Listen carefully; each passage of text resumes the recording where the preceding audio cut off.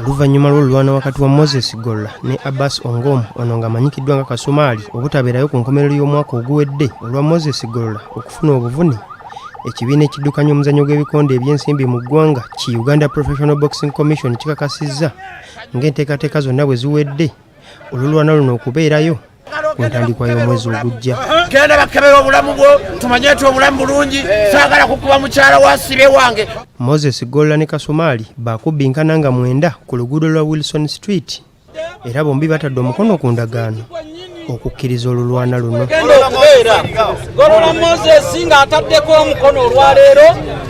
President wa Uganda Professional Boxing Commission Salimu Uhuru agamba nti abategesi b'olulwana luno aba step by step batuukiriza ebisaanyizo byonna bye babasaba era olulwana luno lukkiriziddwa. Basasudde buli ebyetaaga okusasulwa, basasudde sanction fee, basasudde rings official, basasudde AAR sponsors bwe bali.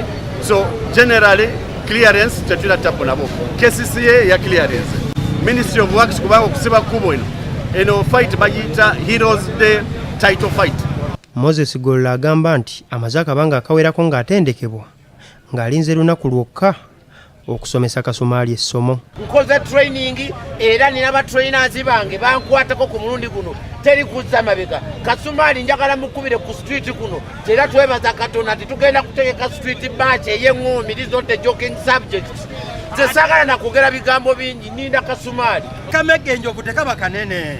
Okitegeera empologoma ne bwejjanga erwana etya ate enswera okugitema yeeyita wansi katugolola mu bigambo byonna ali mu buzibu. Nze sikyalina bigambo bingi nasigaza bikonde nabagambye ebikonde ebyange nze ninze bulinzi kadde kubanga training nagikoze buli kintu netegese bulungi. Moses Golola yasembayo okuzannya omuzannyo gw'ebikonde ng'attunka ne Michael Jambo ng'ate Kasumaali yasembayo okuzannya n'Omutanzania Maneno nga bombi enwana zino baaziwangula. Beka Resabla, BBS Telefina, Gambuze.